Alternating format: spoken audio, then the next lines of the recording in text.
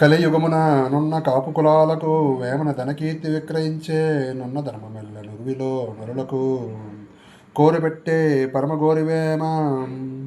కలియుగమున ఉన్న కాపు కులాలకు వేమన ధనకీర్తి విక్రయించే ఉన్న ధర్మమెల్ల నుర్విలో భూమండలంలో నరులకు కోరిపెట్టే కోరిపెట్టే పంట పడినప్పుడు రైతులకు ఉచితంగా ఇచ్చే పెట్టే దానం చేసే పెట్టే ఓకే. కోరిపెట్టే పరము గోరి పరమును కోరి పరము గోరి వేమ.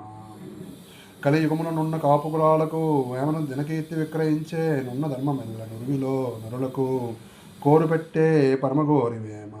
ఈ వేమన పద్యానికి అర్థం కావాలంటే మనకి త్రైత సిద్ధాంత భగవద్గీత అర్థమైతే కానీ మనకి జ్ఞానంలో ఉన్న నిరాకార బ్రహ్మ సంబంధించిన జ్ఞానం అంటే మనకి తెలియంది, మనకి పంచభూతాలకి తెలియని జ్ఞానం అంతా మనకి తెలియాలి. అది త్రైత సిద్ధాంత భగవద్గీతలో ఉంది. పరమాత్మ ఆత్మ చరప్రకృతి అచరప్రకృతి విషయాలు తెలిస్తే కానీ మనకి జ్ఞానం తెలియదు.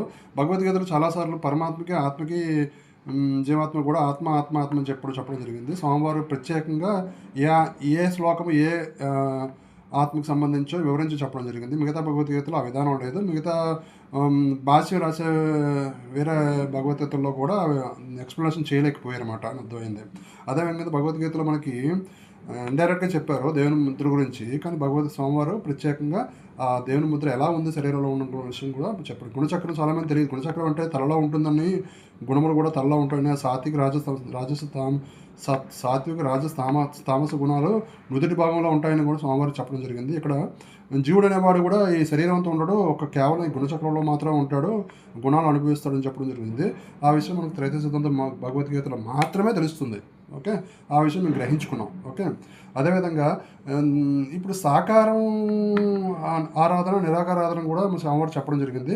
సాకారం అంటే ఈ పరమాత్మ అనేవాడు తన జ్ఞానానికి బట్టబయలు చేయడం కోసం శరీరం ధరించుకుని రావాల్సిన పని ఏర్పడింది అనమాట. అటువంటి వారిని ఆరాధన కూడా ఉంటుందని చెప్పడం జరిగింది. నిరాకార ఆరాధన, సాకార ఆరాధన. ఇక్కడ వేమన కూడా మామూలు వ్యక్తి కాదని చెప్పి స్వామివారు చెప్పడం జరిగింది. ఆ విషయాలన్నీ మేము త్రైత సిద్ధాంత జ్ఞానము ఉపన్యాసాల వల్ల గ్రహించుకోవడం జరిగింది. ఆ విషయం మీకు ఇప్పుడు తెలియజేస్తున్నాం. ఓకే, ఇదే విషయాన్ని వేమన ఇంకోసారి చూద్దాం. కలియుగమునున్న కాపు కులాలకు వేమన ధనకీర్తి విక్రయించే నున్న ధర్మమెల్ల నరులకు కోరిపెట్టే పరమగోరి వేమ.